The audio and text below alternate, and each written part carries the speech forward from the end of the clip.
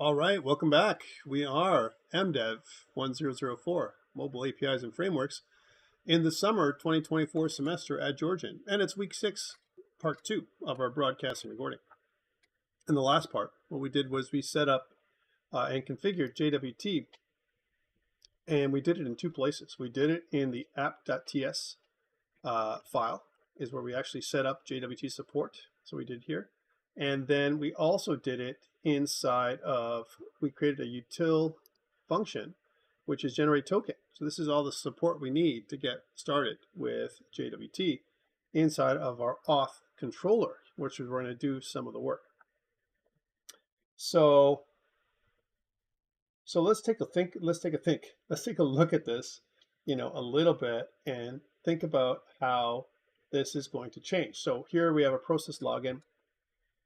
What we're doing here is we're basically saying, look, we're passing in some information and we have some error that we're taking and all this kind of stuff. These things are all good.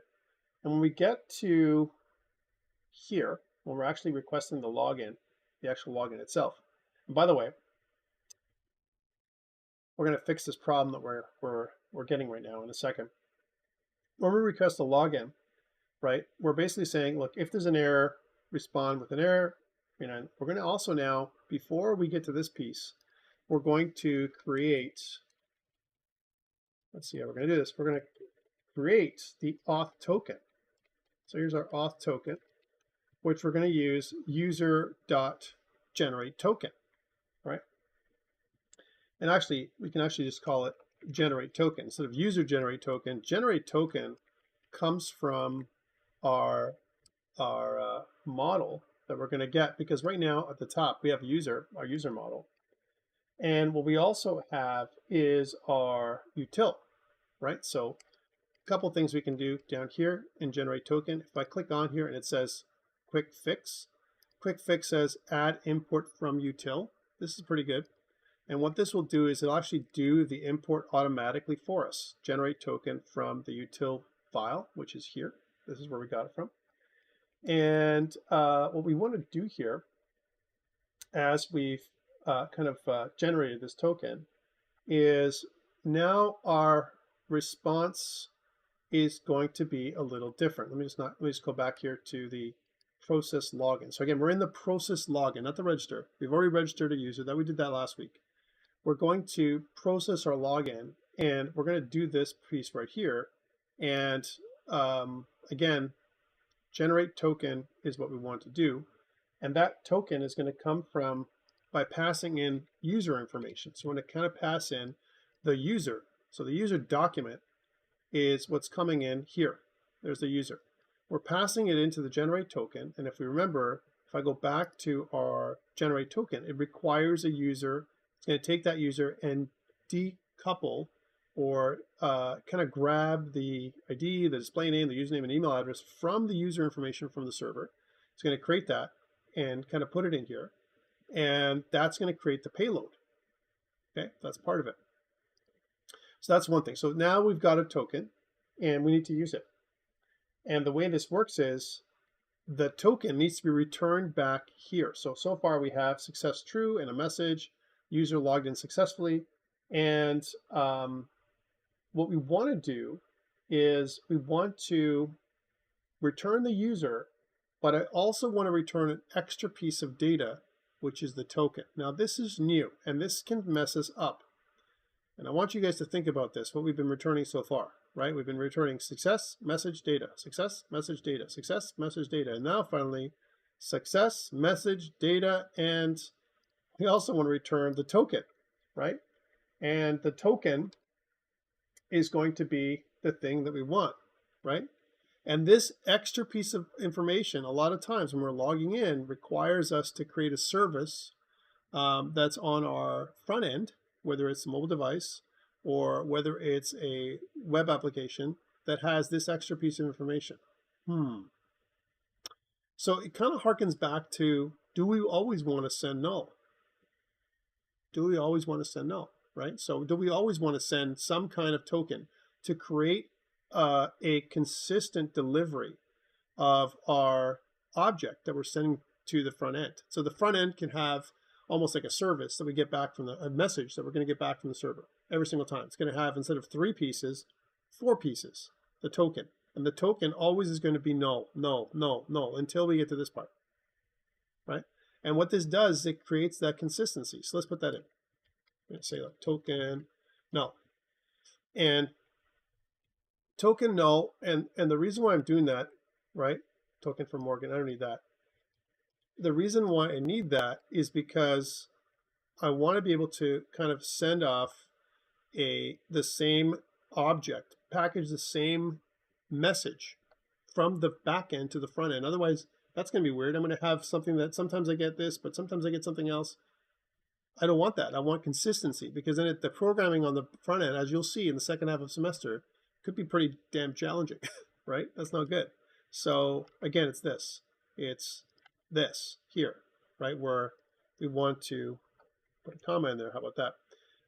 But we want to be able to do this the entire way. This is the new piece of information we didn't have before, didn't need before.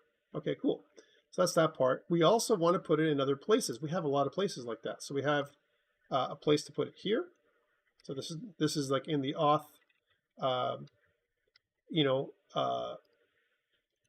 the auth controller, right? This is where we have to do it. Let me just clean that up to make it so that the endings are kind of create. So those are things we put here, here, and here. That's pretty good. We've used it here, here, and here, right? As well as here.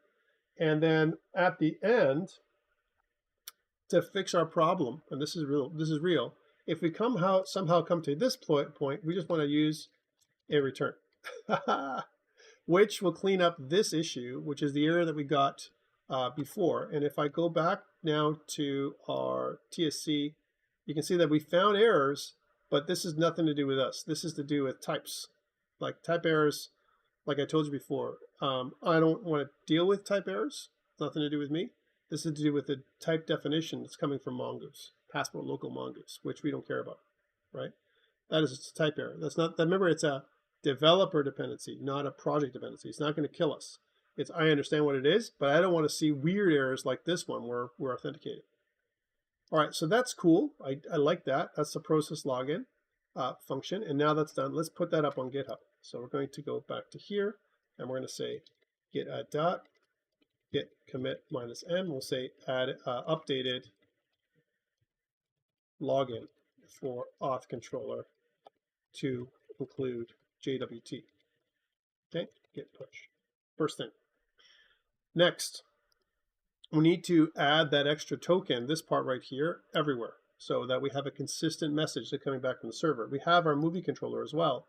The movie controller also responds with that extra piece of information, even though it doesn't mean anything, right? So for the most part, we're going to get like null, null, null, null, right? And it's okay to have this kind of thing every single time, right? Null, null, null. We could also, we've kind of made a couple things here. Movie found, not found with nothing, or we can actually say this is null too. And I think that is a consistent ending as opposed to doing this, right? This is okay too, but we want to keep consistent and retrieve I before E, except after C, retrieved. Okay, there we go. So null, null, null, data, data, data, and now pretty happy with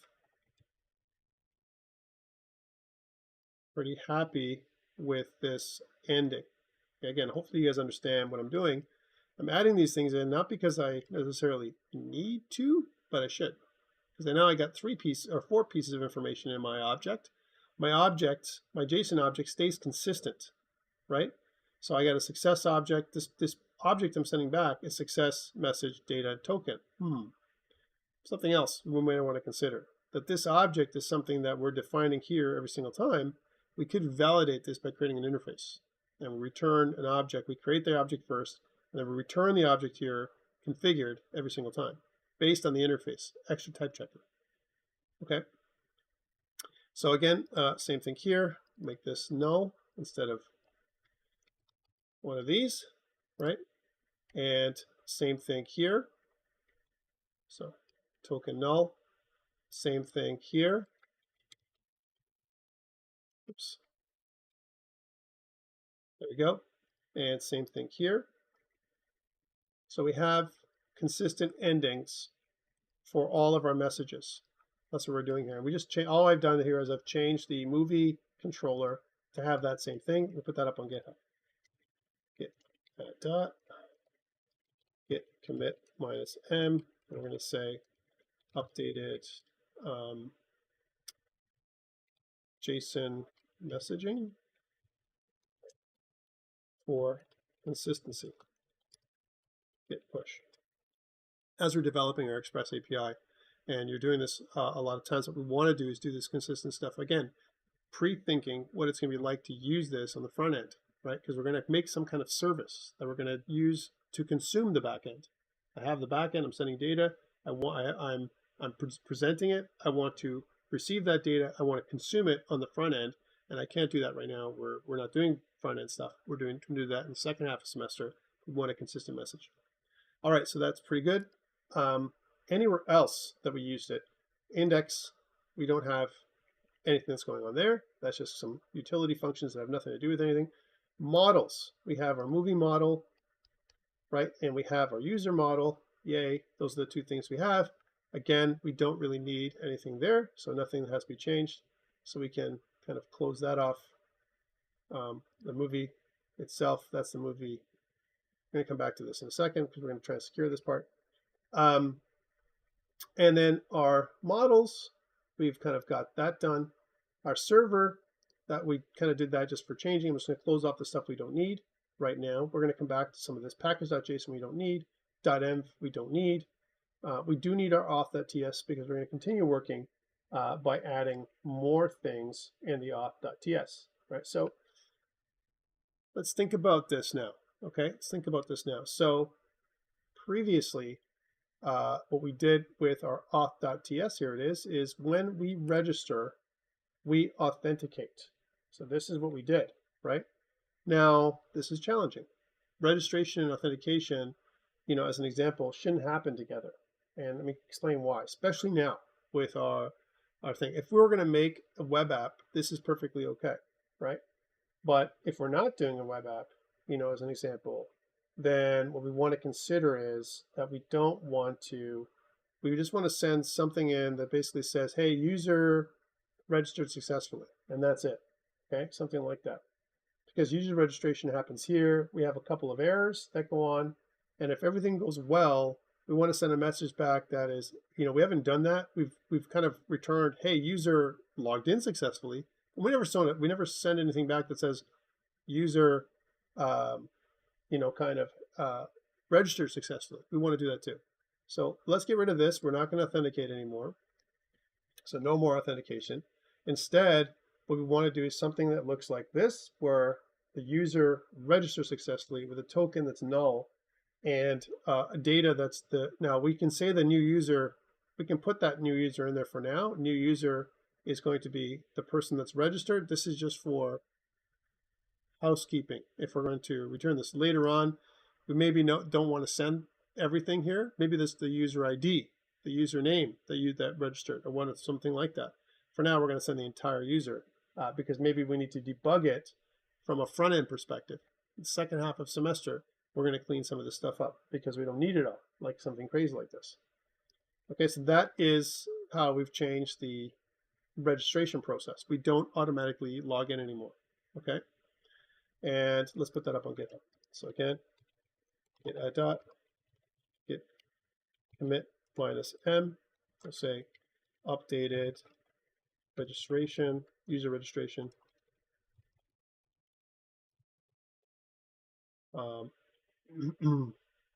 And removed auto login. Okay, get pushed. Git push.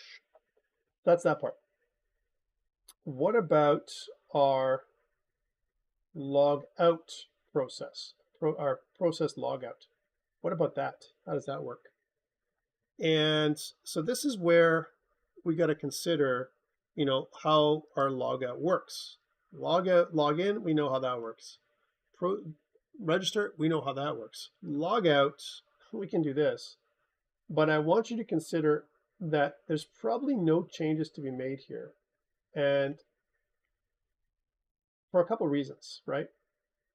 One, our logout is really for us, right? So if I logged out properly, then the user logged out successfully. This is good, right? And from a return perspective, I'm sending a message that says the user logged out successfully. Now, this is where, again, we're missing a token. So I can kind of say that the auth token is null, this part. Again, this is just because I want to keep consistent endings, right? But really, that's all we have to do. Like, realistically, there's really no logout. I'm not like doing this on the front end. What we're going to have to do is get rid of the token. We got the token. We got to store it somewhere in the front end, usually in local storage, a local storage solution on the mobile app. Okay, somewhere. Could be database too. If we want to put it on the back end somehow, we could do that. But we have to be able to store it somewhere. And then every time we do an operation, we're going to send that token off and say, here I am. This is me. This is me. This is me. Okay, so that's what this is. Versus logout, we have to manage that on the front end, where we get rid of that token, even if it's not yet expired. Because that token, if I don't, it's a really long token. I'm not going to be able to somehow recreate it manually, right? It's going to be something that's generated, so I got to get rid of it. All right, so that's one thing to note. All right, and I want to be able to test this part. I'm not securing anything yet. Okay, there's no security yet. Even though I'm just logging in and logging out, I'm just getting the token. That's what I want to test now. So we've got it, save. And I'm not really going to do a git commit yet. I want to go here and I want to start thinking about logging in. And when I log in this time, I want to get a different message. Let's try this out. So again, I'm going to go here and log in again. So click send. And when I log in again, I get this token. Here I am. Look at this thing. Here's my token. This is exactly what I'm looking for. Remember how it starts? EY, blah, blah, blah, blah. There's three parts to it, right? The,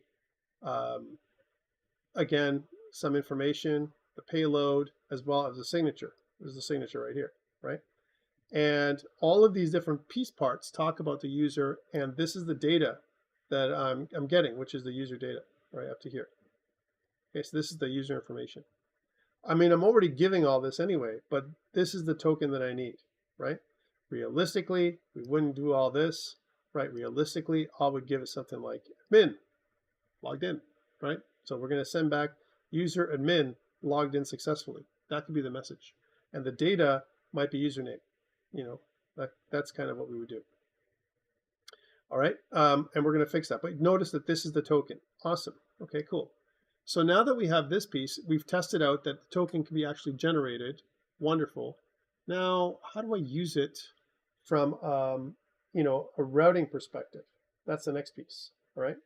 Because I want to be able to add a movie. I want to be able to create a movie. I want to be able to do all those things. And I want to be able to check to see that I'm logged in, so I know that I've secured my my API. That's something that we want to be able to do, right? So the question to you is, if you were with me, maybe you could answer. Do you think we do it at the controller level? Will we do it there, or will we do it somewhere else? Think for a second. Answer yourself. Where would you think that it would be done? The controller level or someplace else? Where would we actually stop the ability for us to log in, right? And if you think about it, right, if you really truly think about it, what we want to be able to do is I want to create a piece of middleware in order for me to block only some routes, but not others. I want to block some routes, but not others. Up until now, what we have is in our routing, we have a single index.ts. Here's our single index.ts.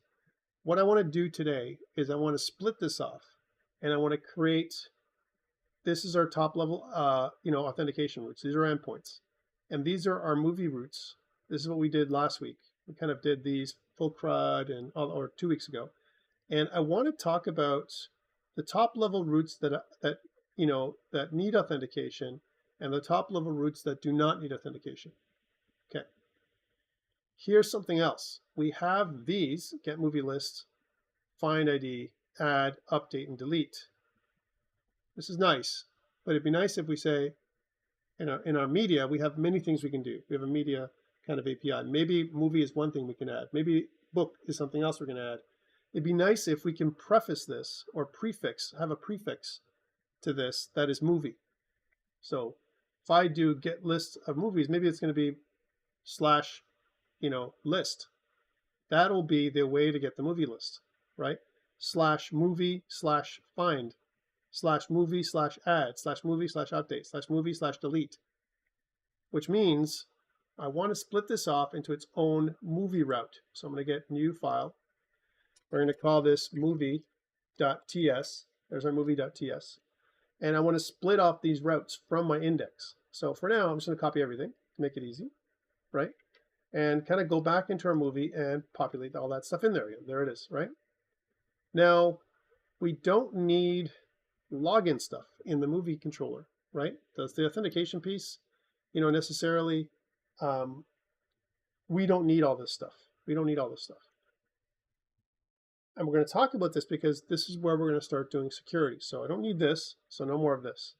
Instantly, we see that register, login, and logout can't be done here anymore. So we're going to remove those pieces from here, right? We do need these other pieces from the controller, the ability for us to list, display, and so on, okay?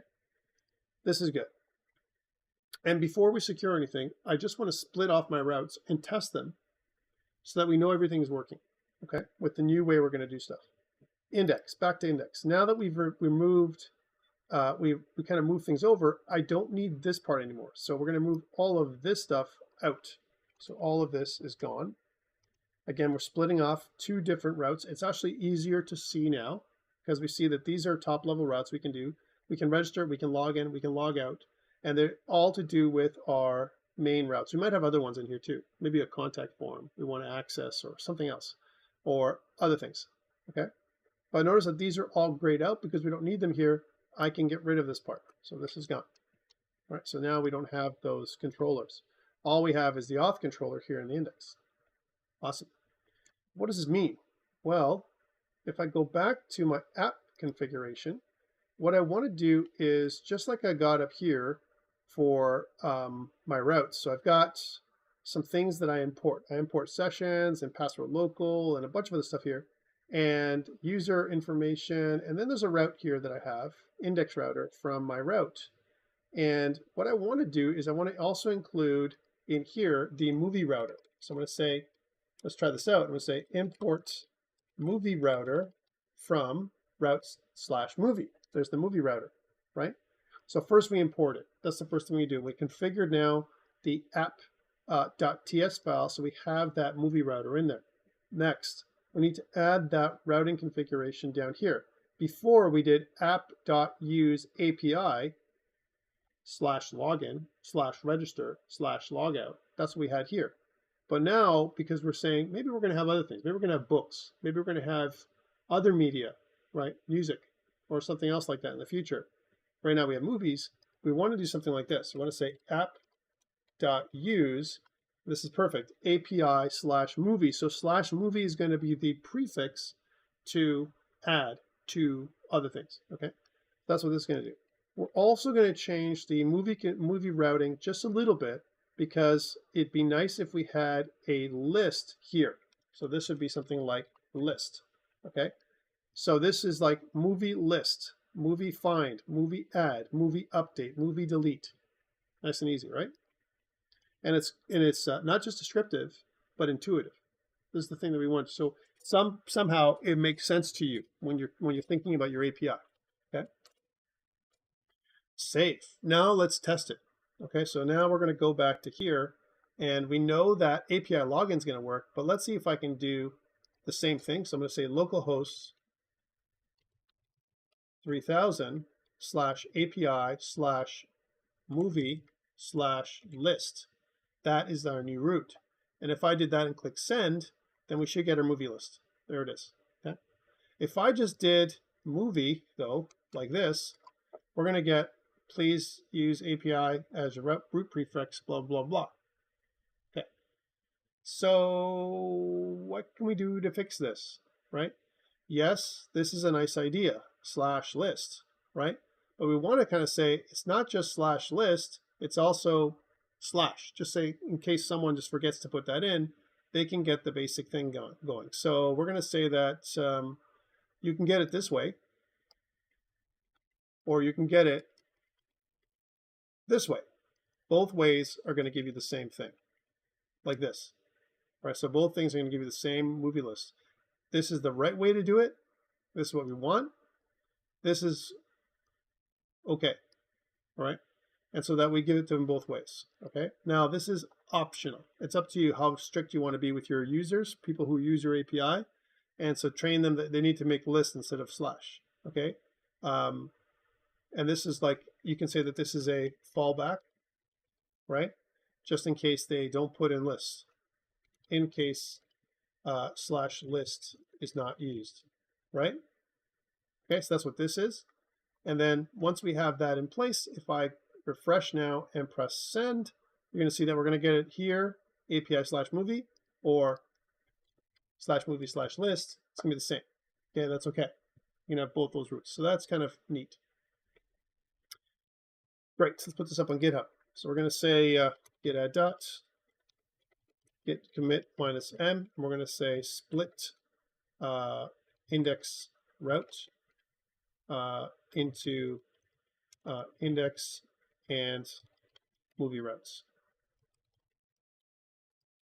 Git push. That's what we did. We created a movie route. That's what we did here. And that makes more sense. Okay. Now that we have that, now we can try and secure stuff.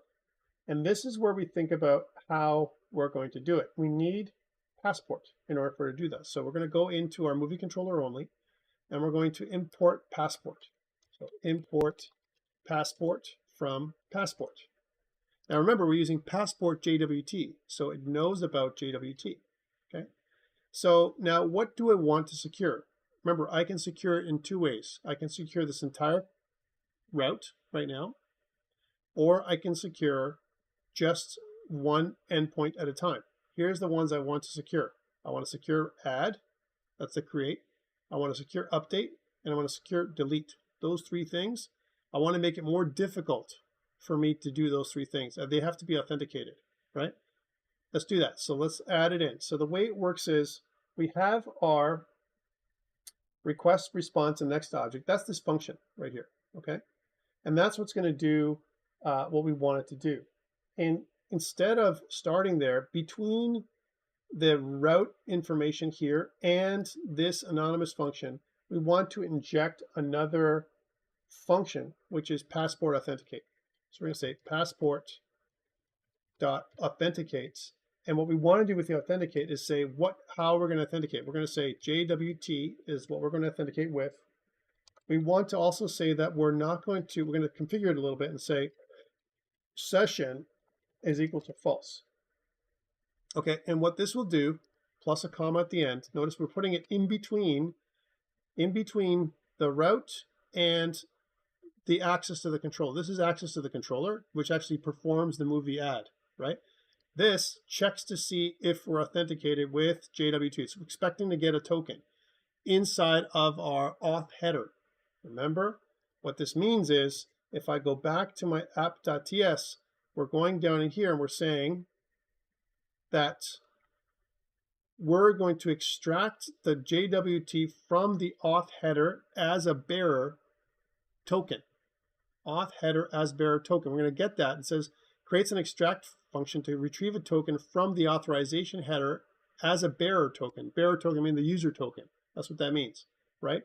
And that's what we need to do. So when we go there, when we do a add, not only do I have to do an add, movie/add, and some information about the movie we're going to add in, but also the way we're going to do that is we're going to do it with a special token we're going to send off.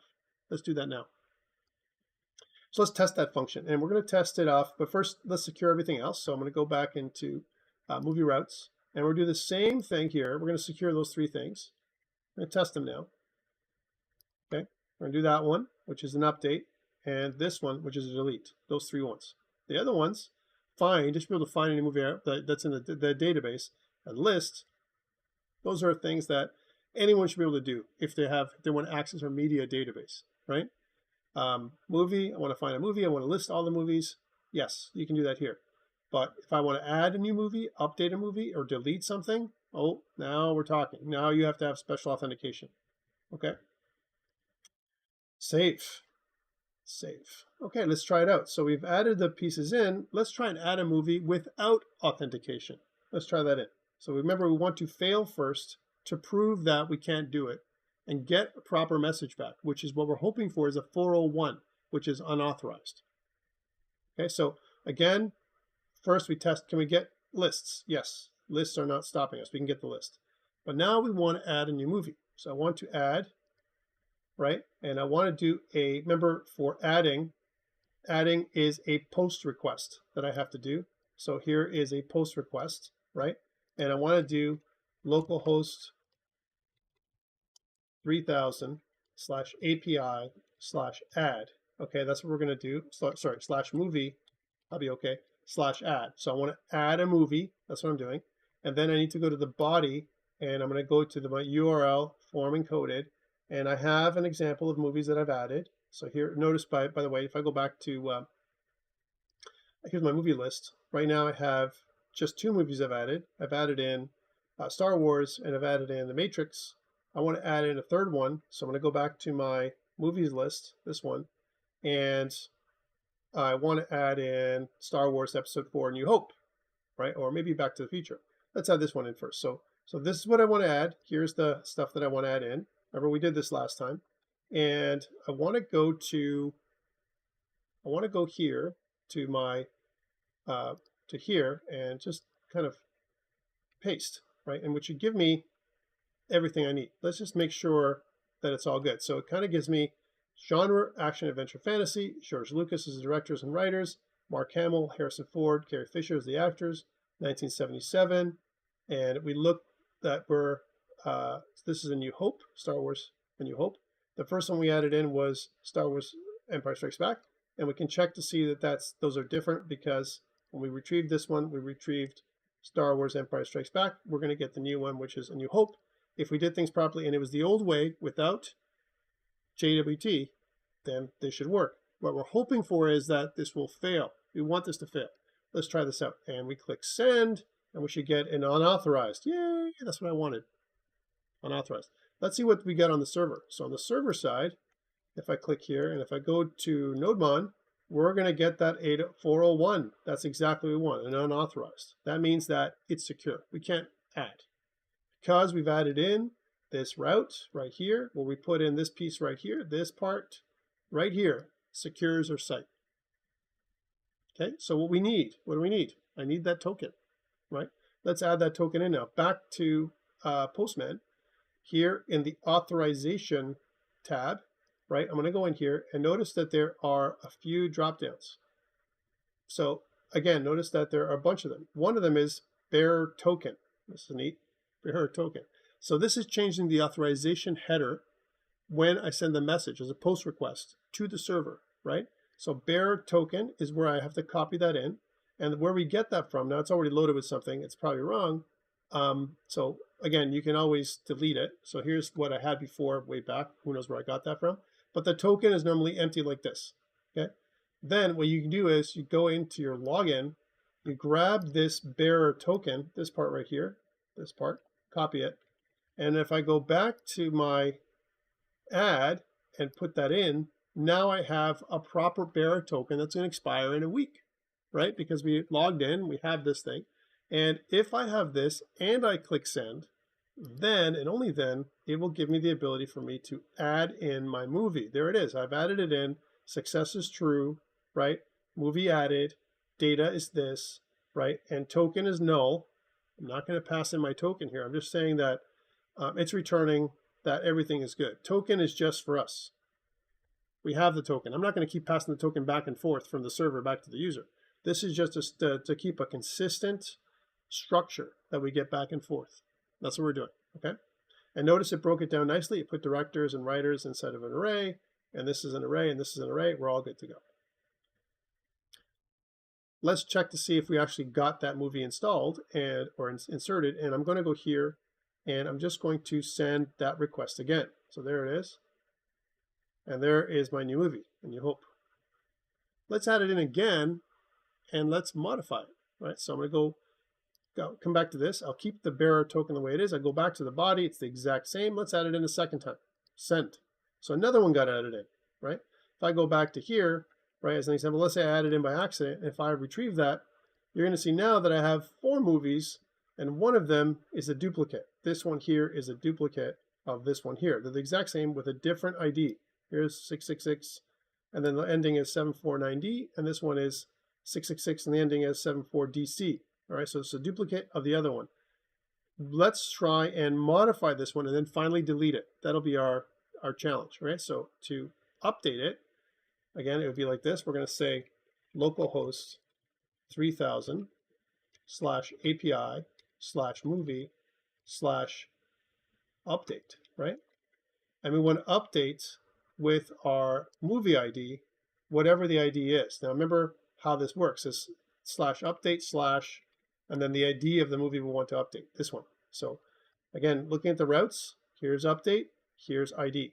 The ID is on the other side of the slash, which means I got to get that ID from the one I added, which is this one. This is the one, the second copy of A New Hope. I want to grab this one, okay, this ID, and I want to go back to here, right, and I want to update it. Here's the update. Now, when we update, we're putting the exact same movie back, right? Remember the update, if I look at update, and if I go to the movie controller, so let's go back to the movie controller, and I display a movie list, I get a movie list by ID, and I want to add a movie, we just did that. I want to update a movie. Well, if I update a movie, I still need to have all of this, right? Which is basically the exact same thing again. I got to put all the stuff back, that I read from the movie. So this is all the stuff that I have here. So, okay, so that means that going back to here, I need to go into the body. Here's the body, URL encoded. And let's just grab the movie information again from here, right? So we're going to kind of put in, let's put in number, instead of, number 3, let's put in number 4. Let's say we update everything, the movie ID, Back to the Future, all that stuff. But we want to keep the same ID because we put in the movie twice. We put it in wrong. So I'm going to grab all this stuff. Back to the Future is what we're going to put in. Grab all this stuff. I'm going to go back here and put that in. There's the new information for the movie. We're updating everything, actually, right? We're really realistically putting in a new movie, right? And now I want to do it without the authorization token. I'm hoping to get unauthorized. Let's try this out again. So click send. We get a bad thing. We get, so this is bad. This is bad. We got bad. Okay, let me talk about bad. Because we said localhost 3000 API /movie /update, and then the movie ID 666 DC. And we passed in the information, but we got this. We did put this in localhost 3000 API /movie update, but we weren't able to do this. What we get on the server, we get a 404. Okay. So this means that either two things, right? Here's the proper thing. We put a GET request. And what we need to put in, instead of a GET request, we need to put a PUT request. Because our route, right, if we go to here, if you look at our route for update requires PUT. That is just the method that we're going to use. Okay? Back to this. So now that we're using a PUT request instead of a POST request, we should get unauthorized. Send. Unauthorized. Now, if you look here at the server, we're going to get a 401, which means we can't do it. We get the right piece of information, the wrong information from an authentication perspective.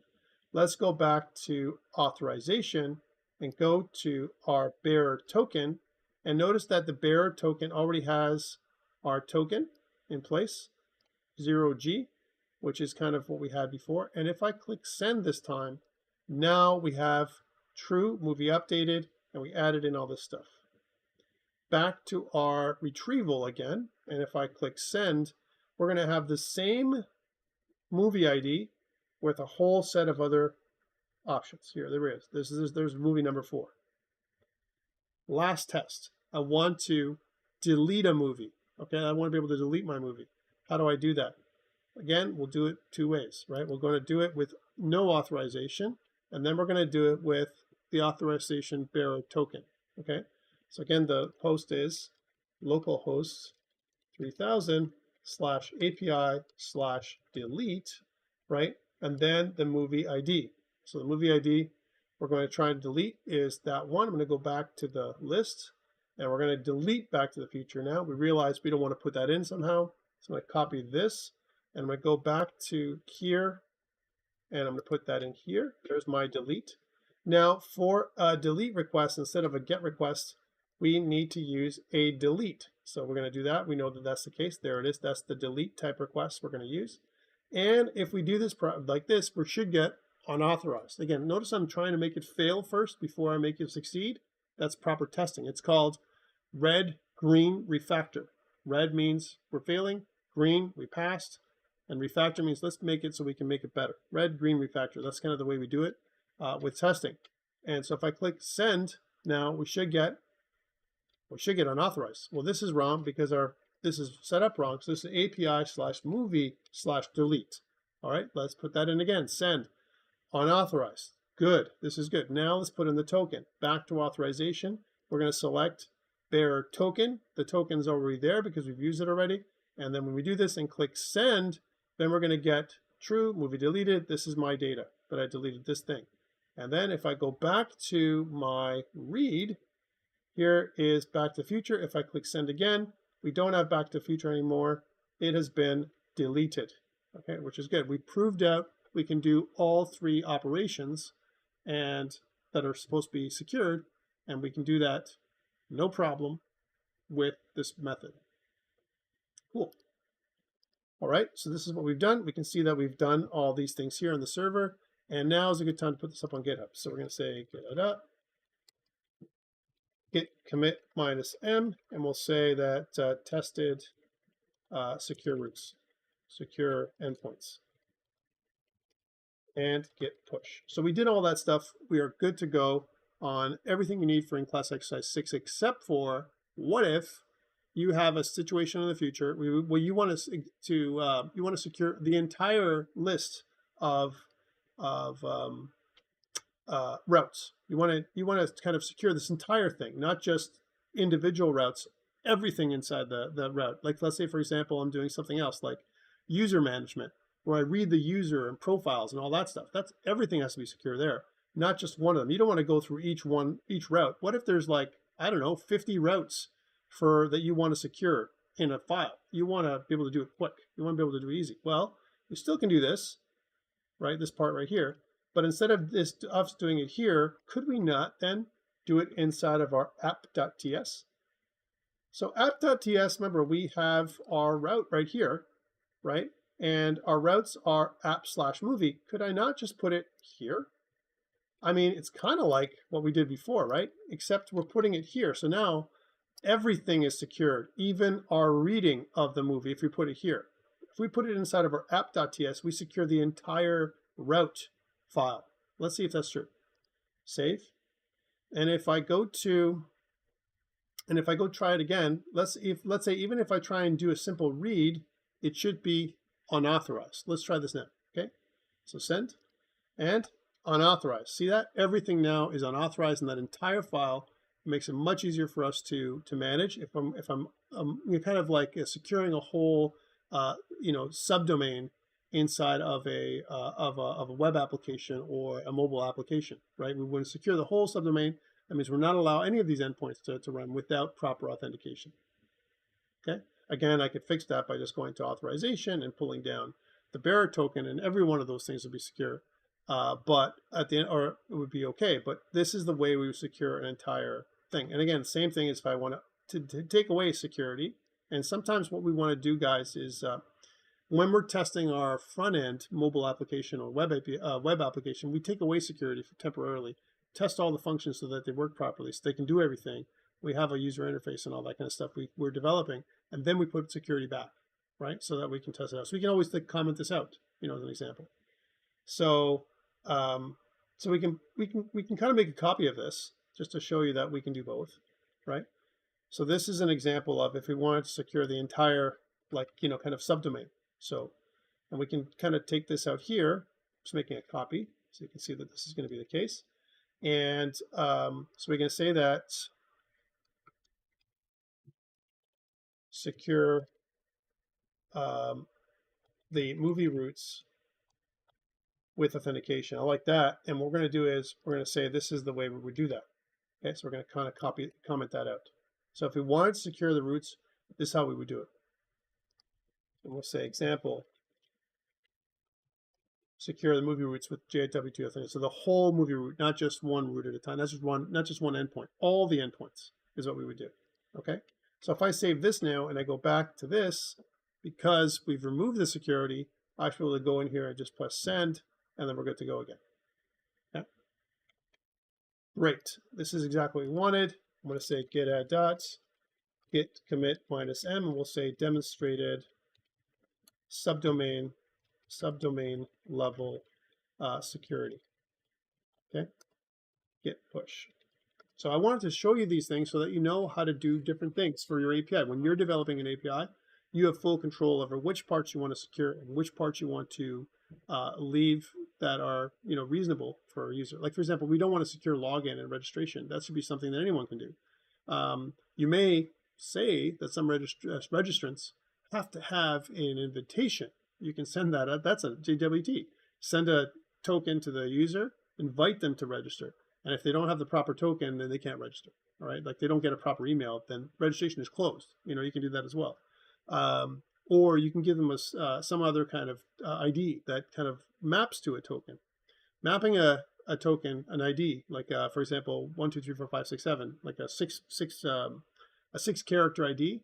That 6-character ID that maps back to a token in the database that's temporary. You can do that stuff too. Play with those things where that 6-character ID, so 1, 2, 3, 4, 5, 6 or whatever, right?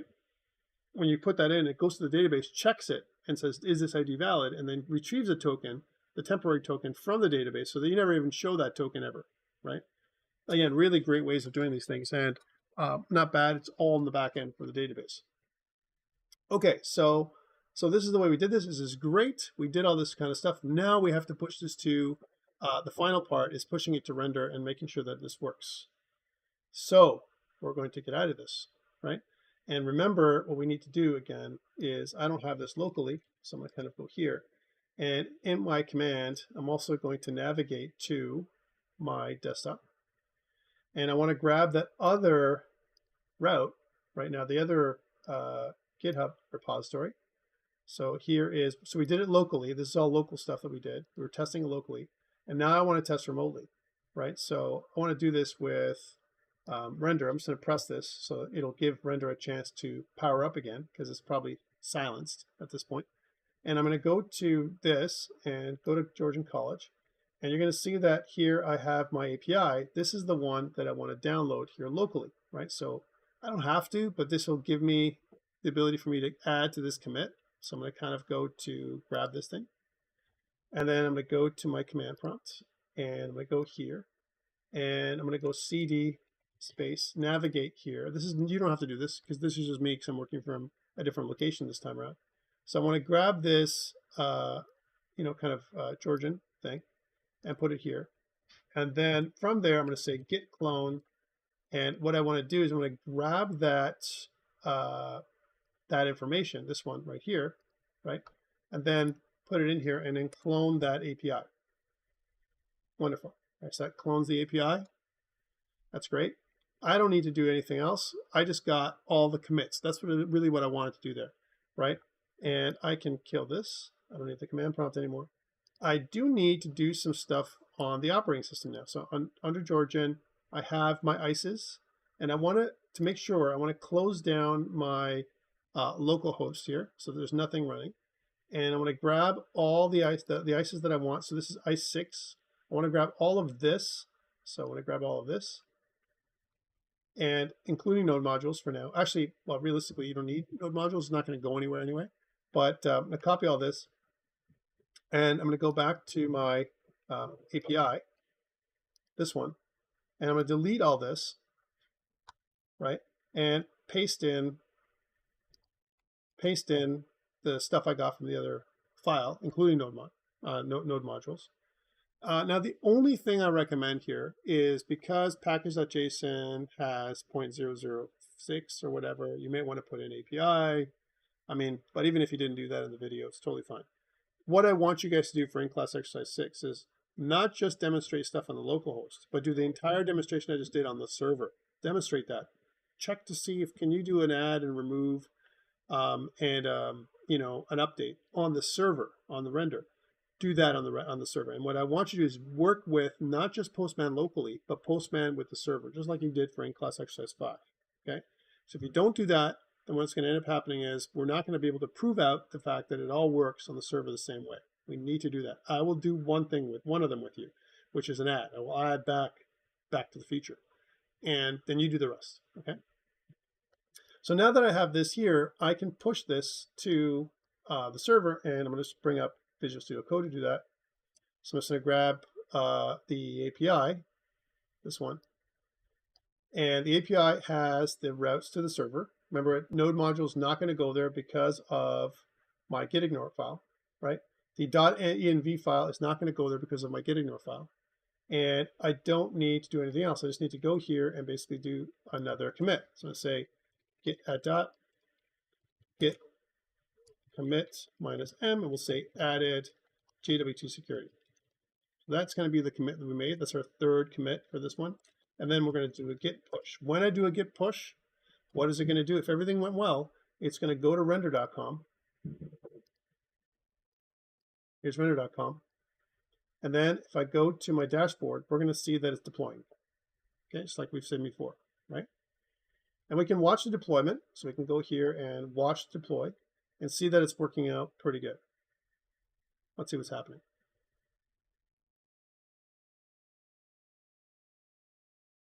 Look at this. It's even telling us has an unmet peer dependency, blah, blah, blah, blah. Again, it's telling us they might have a problem. We know there's no problem because it's just at types. At types is type definitions. It's building it out like normal. It built successfully. That means all the files were installed like normal. And now we're deploying. And that deploy process could take, depending on how busy render is, that could take like 10 minutes. You know, we don't know how long it's going to take. So it really depends. Let's wait to see how this works. In the meantime, I'm sure you might have questions about stuff. You might have stuff about questions around, well, how about this? How about if, you know, like from a security perspective, all the things I talked about. I've given you guys a very simple solution using JWT. Remember that JWT has lots of different really use cases, lots of them. Here's the ones I want to review them again one more time with you. Email verification.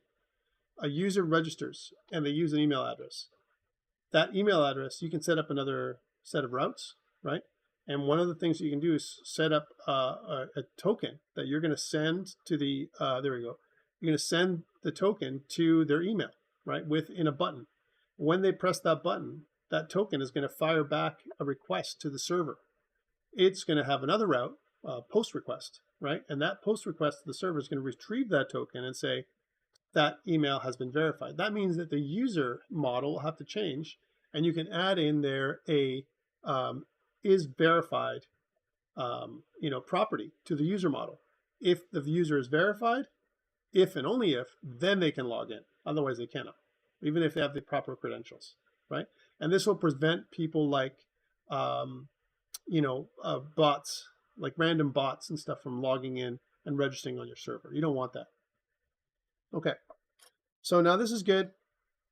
I like this, but we do have one problem here, which is this warning. Connect session memory store is not designed for a production environment as it will leak memory and will not scale past a single process. So we have to take care of this problem, and I forgot to do this last time. Or sorry, I told you I'd fix this last time and we didn't fix it yet. I will fix it now, but we'll also fix it locally on our machine, like on our local, because it's going to be something that we're going to have to do, but we're going to fix it remotely first. So first, let's fix it remotely.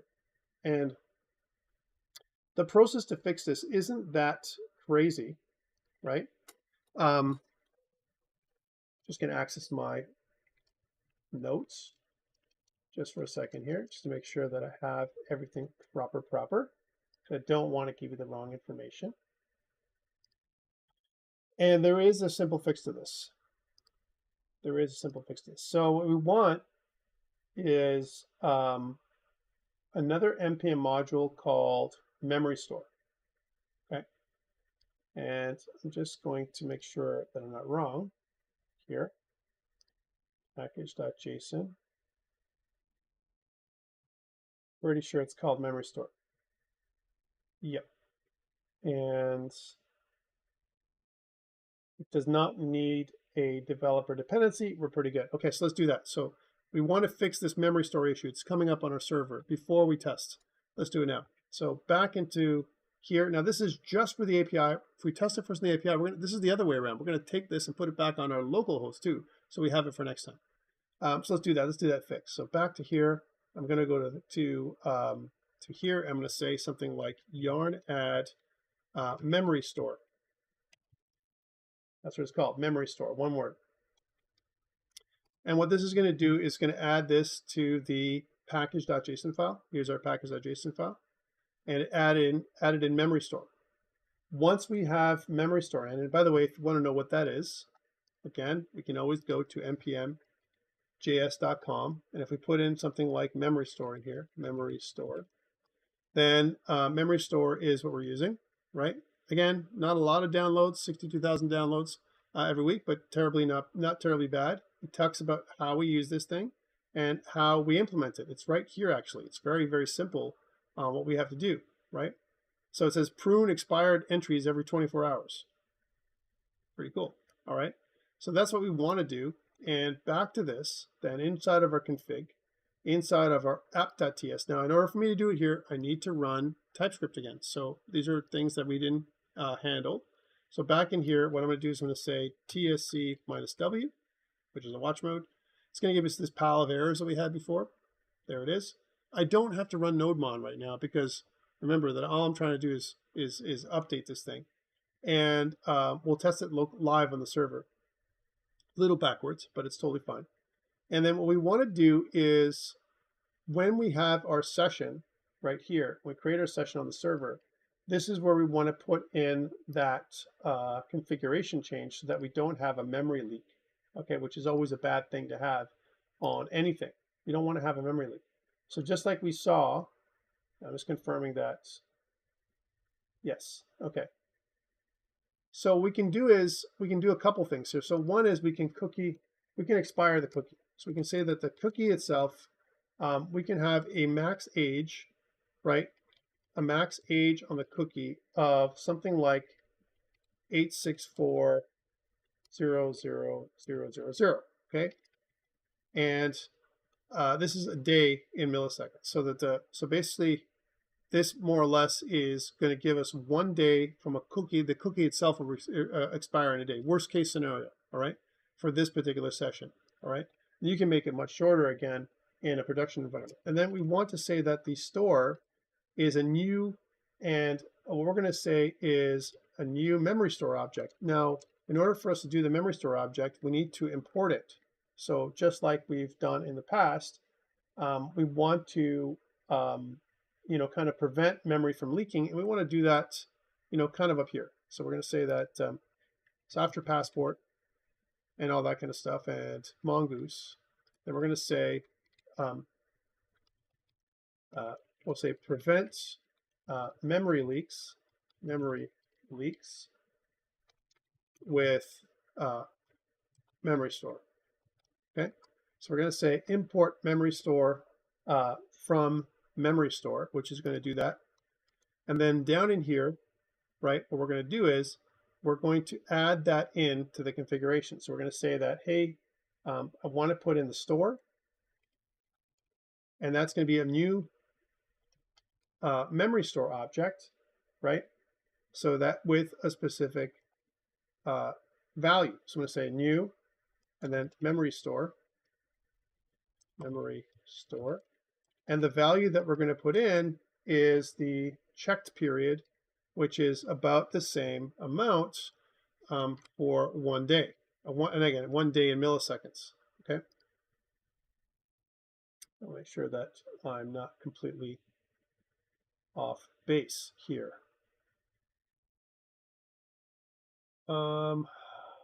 New memory store that blocks a constructor signature. Did they change something? Has explicit any. Right. All right. Let's make sure that I'm just not completely high. Oh, yes, I understand why. Because we have to instantiate it. So once we've done this, we import it. Then what we have to do is we have to say something like we want to create the memory store, right? We want to create a memory store from,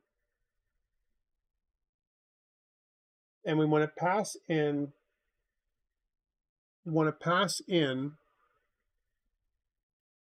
session. That's what we want. We want to pass in the session object. Okay.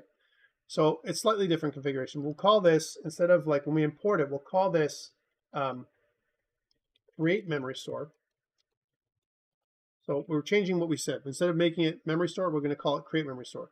And then what we're going to say is we're going to make a const called memory store, where we use the create memory store method, which is from this. And we're going to pass in, this is instantiation, where we pass in an object of type session, which is this, or the session function. We're going to pass it in here. And now when I come back to this, it fixes the error. Okay. So that store object is using this, which is the memory store. It creates a new memory store object with the options that I just said, check period of 86,4000. All right, so that's what we have to put in here, save. And if we did everything correctly, then we can push this up to GitHub again. So back to this, we're going to say git add dot, git commits -m, and we'll say added memory store module to prevent memory leaks. Git push. Okay, let's try this out. That's there.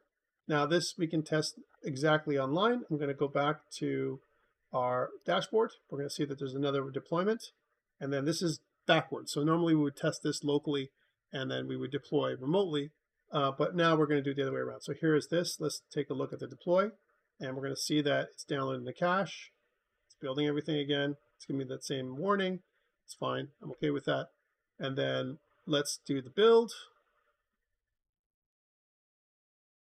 So while this is waiting, so we talked about the last time, we talked about how JWT is not just useful for authentication, but also for things like email verification or password reset. Same idea. You're giving the user a chance to reset their password. They forgot their password. So what they do is they click forgot password, whether it's on the app, like a mobile app or a website or whatever. They click forgot password. It takes them to another page. The page says, okay, enter in your email address, and you enter the user enters the email address. Just the same process that they would verify their email address, they're going to verify their password, or they're going to update their password. So it's going to send them a link to their email address that says, click this link to change your password, right? So they send an email address, they get an email on their email address, and then what they do is they click the link or the button in their email. It sends them back to the server again with another page, or from an app perspective, it goes to a new screen, and that screen says, thank you very much. You verified that who you are, update your password, kind of thing. Now on the mobile app, because they're using a mobile app that's kind of like in one, you can skip that verification step, like going to your email and verifying who you are. Highly recommend it. All right. Now this worked. So what happens is then you get this thing that goes out and comes back. Notice that there is no more memory leak warning. So we fixed that memory leak. There we go. So no more memory leak. That's what we wanted. And now let's test that add like I talked about. So I want to go back to here. And now let's go to a new one. Here's a new one. And I'm going to go and do a post request, right? And again, instead of localhost, we're going to use this one, right? So this is the thing we're going to use right here. There's the API. So I'm going to grab all this. And let's see if I can read from it. So does it still work, right? If I just do this and I do a GET request, then I get API / can't work anymore. It's got to be API / movie, right? And then we get this, okay? Or movie / list. So I've verified that this works nicely. Now, what I want to do instead of movie / list, I want to do movie / add. Remember that add has been secured, right? And so what I want to do with add is put in my new body that I want here on the server, just like I did before. I want to go back to our website, or sorry, our files here, and go and grab movies.json. Here it is. I'm going to grab that fourth movie again, back to the future and put it in. So grab all this. This is just to verify this works. And I'm just going to copy and paste this in. There we go. And now we don't have the auth bearer token in there because we haven't logged in. So this should totally fail, right? And that's what we're looking for us to do. If I click send and it's a post request, if I click send, it's going to say unauthorized. This is good. Checking back on the server. Checking back on the server. If I go back to here, you can clearly see that I should get an unauthorized in here. So here, there it is. There's unauthorized. It just came through, right? This is good. This is just like testing locally. All right, good. So now that we've got that, let's go back to this. And we want to log in, right? So back to this. I'm going to go to get that information again. So we need the proper site information, this one. I'm just going to grab all of this again. That's our base URL. All right, some people like to put that in I've seen you guys do that on Postman. Cool, I like it. But I'm not doing that, I'm doing it manually. And I'm gonna go here and I'm gonna go to login. Now login is a post request. So here's a post request on login, API/login. And in login, I wanna put in the body, I wanna put in a username of admin, that's one I have, and a password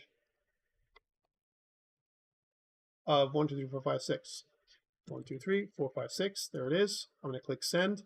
And when I'm going to get back from that, if everything went well, I get this plus my bearer token. And it's a new one, ending in 9Y. I grab this bearer token now, copy it. I'm going to go back to the previous request, which is this add movie thing, which I was unauthorized. Go back to authorization, select my bearer token, make sure it's not OG, 0G was from the other one. And I'm going to put the new one in, which is 9Y. That's how it ends. And if I click send, now we should be able to put in our movie. And if I go back to list the movie, let's do it here, right, in the website, which is a get request. If I go to /API/movie, right, and if I put that in, now I get the extra movie. And you can see that now I also have Back to the Future here. So I've done the add. I want you to do the update. I want you to do the delete on the server. This is the way you would do it, and this is good. Now there's more work to be done. I'm almost done. I know it's 6, and we got almost the length we want to go. Got a couple more things to do before I let you go. We got to fix some stuff because we updated the server, but we didn't update our in-class exercise 6. That's bad, right? We want to fix that problem so that it's already there and test locally. All right, so this is good. This is awesome, but we have some stuff here that does not belong on it, or we didn't add in class exercise 6. We added in memory store. We added in this new package, which is memory store. We want to add this in. Some quick ways of doing that. I want to grab this piece like here, just this part from our dependency, copy this one, right? And then in our dependency, when we copy memory store, I want to go back and I want to copy in the in class exercise 6 in here. So back to our operating system, go back to ICES, go back to in class exercise 6, this part, and I want to drag and drop ICE 6 in here. There we go. Now we know that I want to test with memory store, and I'm going to close off all this stuff for a second.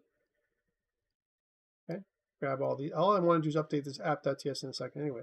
And I'm going to go back to package.json, so package.json here, and memory store is probably going to be here. I'm going to put that in, that little line, 1.67. I'm going to save it.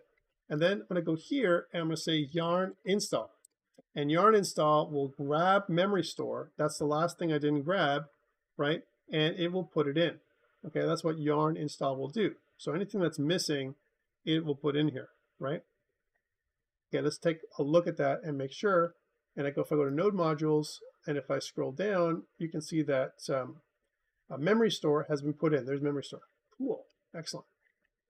And now the last piece I want to make sure, so we have everything in I6 for I7, if we need I7 in the future, which we will, right?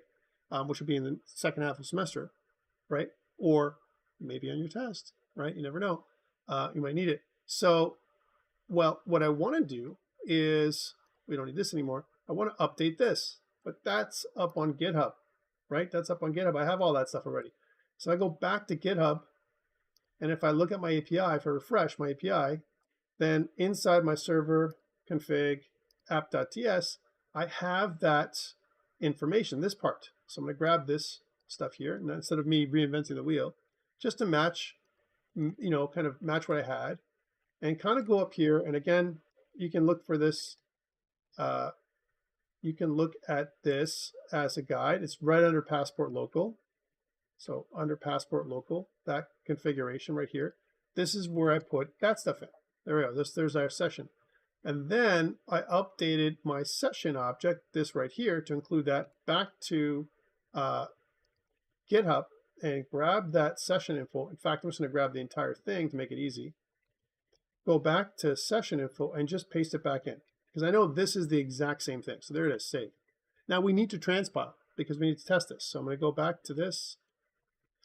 I'm going to click clear. I'm going to do TSC -W. That'll transpile everything. So we have everything in here. It'll transpile into my JavaScript. We should not get any extra errors that we'd ever had before, right? So this is just all type stuff. So I don't care about that. That's good. And then what I want to do is I want to do a node mon to make sure that it runs. Good. So it's running. Now all I want to do is connect. If it didn't do anything here, if it didn't connect, that'd be a problem. So this is good. And the next piece I want is for me to put this up on GitHub. So again, I'm choosing another terminal here, and let's put this up on GitHub. So I'm going to say git add dot git commit -m. We'll say added memory store to prevent memory leaks. Okay, git push. And that pushes everything up to in-class exercise 6, which is exactly what you need to do. Otherwise, bad things. If we use it for in-class exercise 7, we'll have a memory leak again. We don't want that memory leak anymore. We want to prevent memory leaks. And that's, for the most part, what you need to do, guys. Okay, I kind of did it in a backwards way in the last part, but I had forgotten about the memory leak. And now I remember when I went up there to render, I'm like, hey, it's a memory leak, you got to fix it. And this is the fix. So normally in a regular session where we're not asynchronous, I would say, any questions? But unfortunately, we don't have them. You can certainly ask your questions next time we meet, or if you want to send me questions on Discord, you can certainly do that if you have any questions. But this is kind of what you want to do for our in-class exercise. I'm just going to go there. For in-class exercise 6, I'm going to show you this. The only changes that I just made were configure, create, test and demonstrate this with Postman, and we'll say that this has to be tested both on both locally and with your cloud service. Example would be render.com. So that's one thing. That's the only change we made. So I want you guys to test both. And the other thing I want you guys to do here is ensure that you include memory store to prevent memory leaks on the server, on the cloud service. Okay, so we want to do that. That's what's going to prevent memory leaks. And so that's one thing we did. Also, what I also did was we split off our routes. So I said, please follow instructions, configure especially to include JWT. And then we also want to split the index router so that you have a separate movie router, right? That's what we kind of did as well. We kind of showed how to do that. Then configure, create, update, and delete endpoints to be secure, requires token access. Test and demonstrate this with Postman, both locally and with here, and that really is everything you need for your in-class exercise 6. I think it's everything we talked about so far in the video today. All right, guys, thank you so much for joining me. And again, apologies for this late broadcast. I know it's 6:30 on a Thursday evening, and you normally get this way earlier, like around 2 o'clock in the afternoon. But again, I had a bit of a conflict today, so we did this asynchronously today. Please, if you have any questions, get back to me. And as for the marks, normally I put them out on Monday or Tuesday, and today it was not going to happen. It's already 6:30, so most likely you should see all your marks. For anyone who submitted their assignment 1 late, or they made some changes that we approved, and all your in-class exercise 5 should be marked by tomorrow. Okay, so that's my goal, and you should have everything ready to go before you get into in-class exercise 6, which is due on Sunday, along with your assignment 2. Guys, thank you so much for joining me today, and I'll see you guys during your exam next week. Oh, one thing to note about the exam, one last thing I should mention, and just from a piece of housekeeping perspective, because I don't want to end here.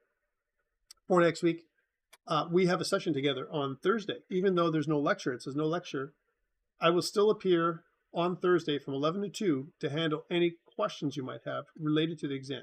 So if there's anything else you didn't get or whatever, I will talk to you on Thursday. It will appear, and I'll stay on the line for some time, maybe 15 minutes or so. If no one comes up on Thursday, like actually no one is like joins my Zoom session next Thursday, then I'll go off, and then you can kind of use direct messaging through Discord or email if you have any questions regarding the exam.